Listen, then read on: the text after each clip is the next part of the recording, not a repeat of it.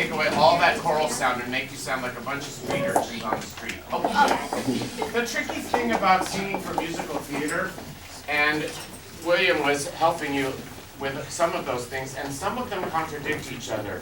Sometimes William would be saying to you, I need to hear the consonants, and other times he would say, no consonants. So there's a tricky thing about that. And what happens is, what is the most important thing of this song? What would you think the most important thing is? Yes, ma'am? Energy, excellent. Yes, sir? Accent. The accents are really important. Sounding like you're supposed to.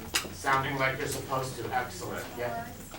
I'm sorry? I didn't hear what you said. The words. Much, much louder. The words. And is there a D on words? Yeah. How do you say that? The words. The words are the most important thing in this song. Yeah. Diction. And diction, yeah. Newsies won the Tony Awards for Best Score and Best Lyrics, and I particularly am really fond of lyrics, which are the words, because I'm a theater actor more than a singer. I'm a singer and an actor, and when I was younger I was also a dancer. But when I learn music, for example, especially an audition song or something like that, the words are the most important thing to me. Because if the words don't make sense to me, and if the words don't inspire me, then I don't really think that it's a good song for me. So I was really lucky in Newsies that I was a part of the show. I knew the video, but I've been a part of the show since the beginning, and I've watched and listened to the words change. And these words are Tony Award-winning words. They're the best words on Broadway in 2012. So we're really going to concentrate on these words a little bit and tell the story.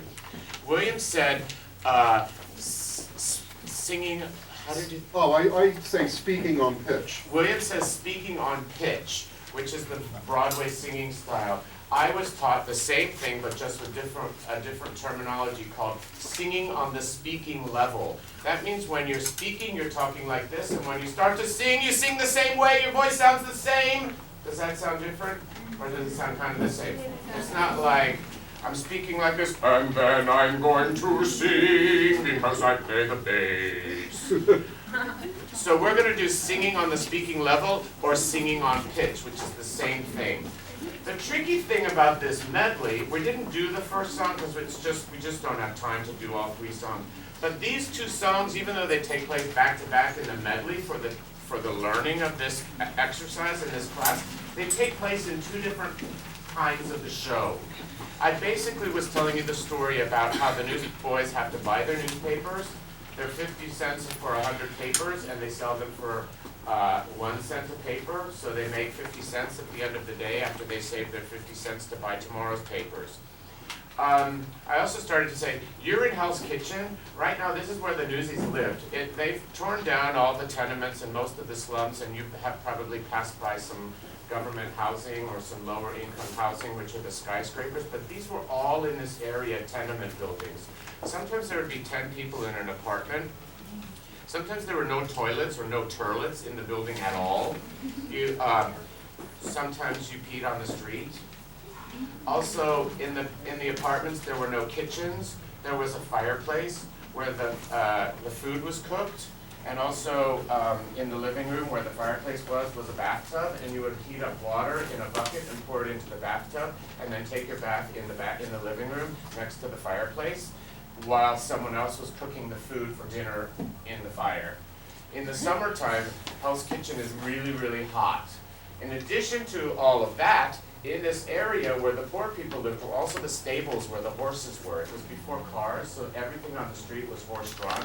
And what do you get when you have horses? So on the street, you have, sorry for these not very pretty images, but this is what these kids are living in. Horse poop, pee on the streets from the people who live in the apartments. And in the summertime, it's too hot to either bathe with hot water or cook in your fireplace in the living room, so the people move the food and the fires out onto the street. So they're cooking on the street and fires on the street with the horse poop and the pee, and it smelled like Hell's Kitchen.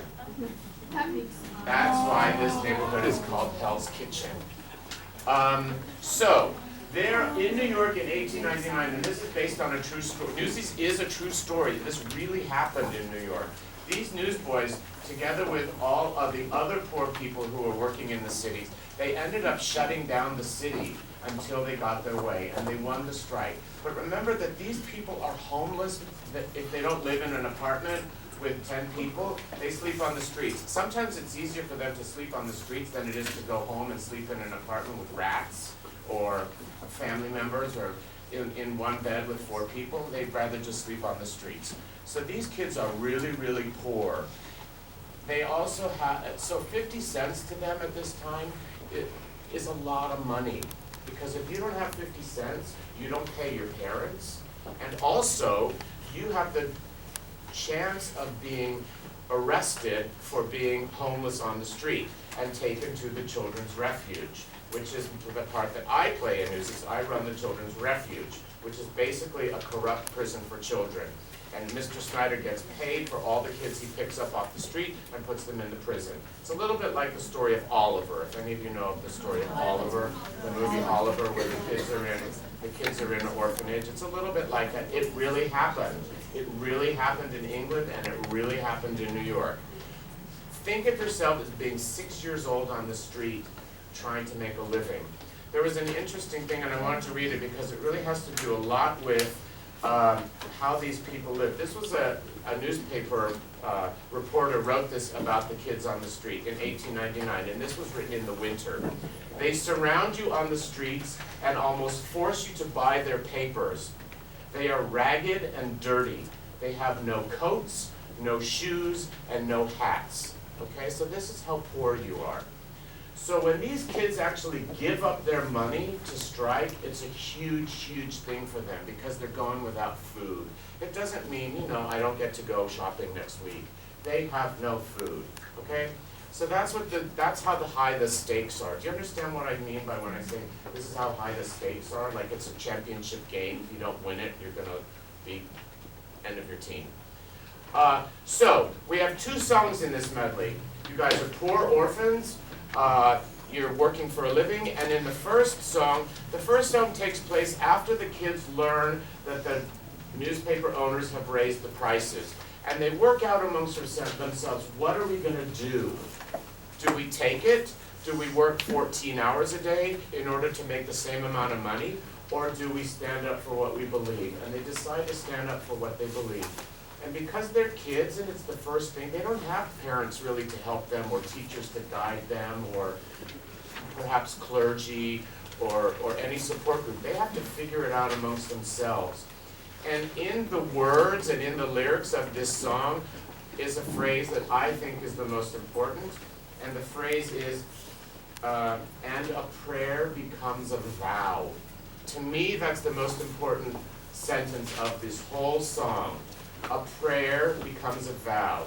So they're going from, we're hoping that what we're going to do by making the strike is going to be okay, and a vow is, it's now a promise. We're going to forcefully take this, what we believe in, and do it. So the first song goes a little bit like from a church song, from a prayer. Even though you're speaking and singing individually, it has a little bit more of a choral feeling, like you're in church or like you're in gospel choir, like William was helping you work with.